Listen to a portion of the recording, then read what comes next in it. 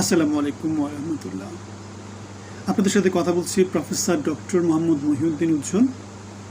অবশেষে বিএনপির ভারপ্রাপ্ত চেয়ারপারসন জনাব তারেক রহমান আগামী 25শে ডিসেম্বর দিবাগত রাতে বা 26 তারিখে তিনি বাংলাদেশে প্রত্যাবর্তন করছেন।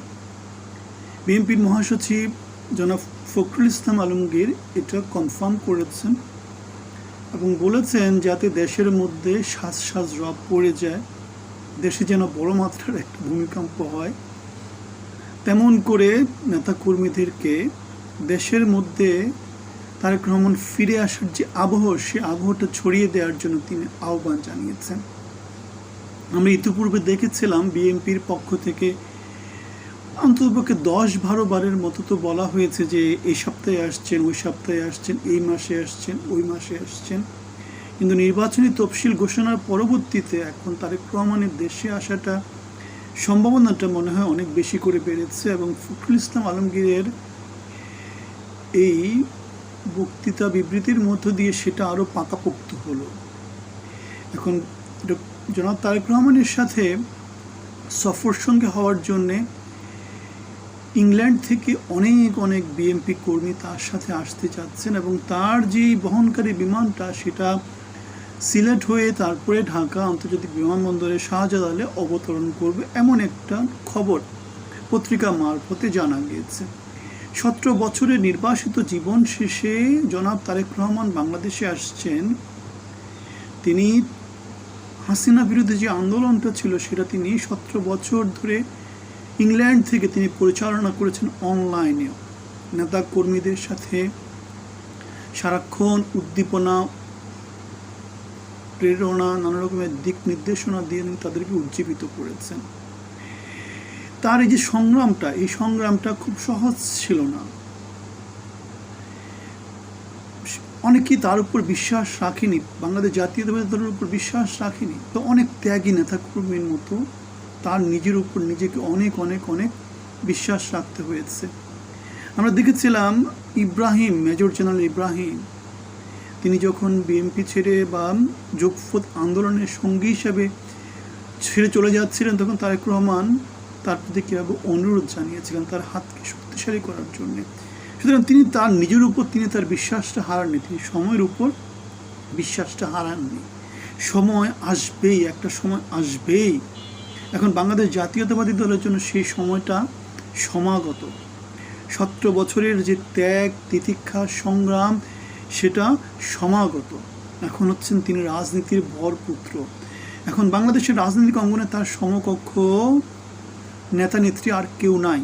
সুতরাং তাকে জাস্ট এখন কি করতে হবে, তার যা যা কিছু প্রাপ্য সেটা তাকে জাস্ট ক্লেম করতে হবে, বলতে হবে যে আমি এটা চাই। হাসিনা সরকারের পতন আন্দোলন শুধু কোটা আন্দোলনের মধ্য দিয়ে ছিল না, সেটা ছিল তত্ত্বাবধায়ক সরকারের জন্য আন্দোলন ছিল, গণতন্ত্রের জন্য আন্দোলন ছিল, সেটা ভোটের অধিকারের জন্য আন্দোলন ছিল, সেটা কোটা আন্দোলন ছিল। সব আন্দোলনে কিন্তু বিএনপি ছিল, সব আন্দোলন আমরা ছিলাম, সব আন্দোলনে ছাত্র সমাজ ছিল, বিএনপি নেতাকর্মীরা ছিল।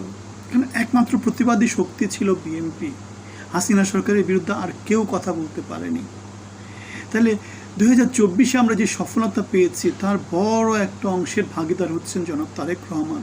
তিনি হাসিনা সরকারের পতন হবেই, সেই বিশ্বাসটা তিনি হারাননি।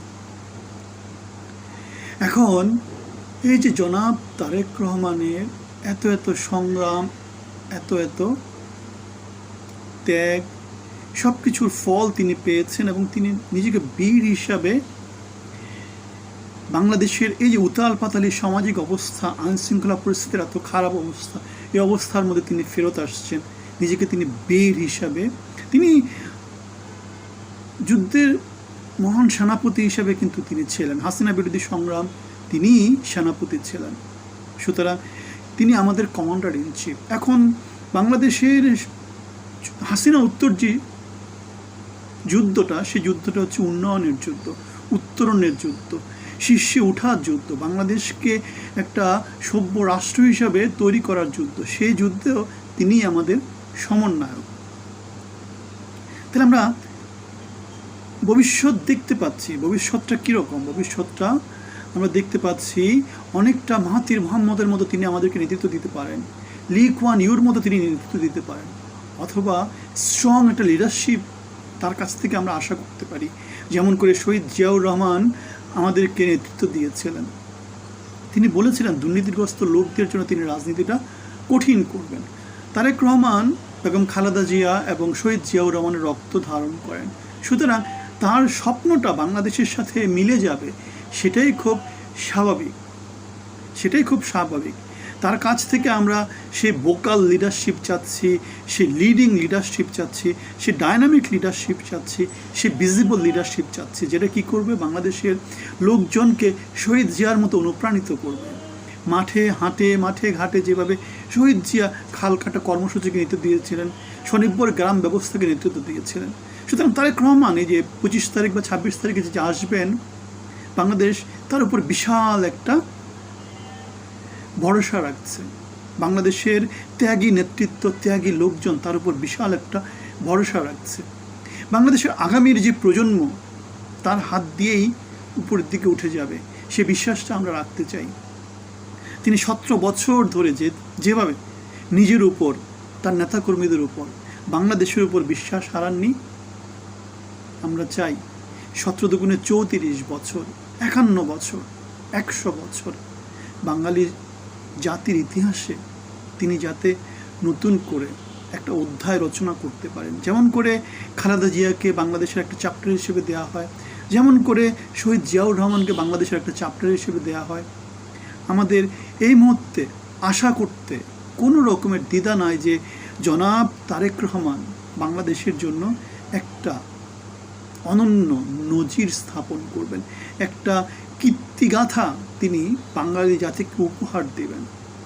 আমরা চাই না পুরনো পচা অতীত ঘাটতে, আমরা চাই বাংলাদেশের 20 কোটি মানুষের 40 কোটি হাতকে শক্তিশালী করে জনাব তারেক রহমান জনগণের নন্দিত বাংলাদেশের, উন্নত বাংলাদেশের একজন কারিগর হয়ে বাংলাদেশকে সম্মুখ থেকে সুযোগ্যভাবে হলিস্টিক ডেভেলপমেন্ট অ্যাপ্রোচে বাংলাদেশকে উন্নয়নের পথে নিয়ে যাবেন।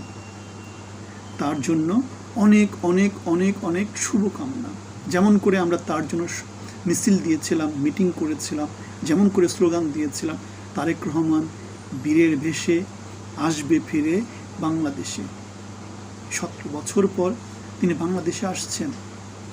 তার জন্য, বাংলাদেশ জাতীয়তাবাদী দলের জন্য, বাংলাদেশের জন্য, আপামর মজলুম জনগণের জন্য অকৃত্রিম ভালোবাসা এবং শুভকামনা। সবাই ভালো থাকবেন। আসসালামু আলাইকুম।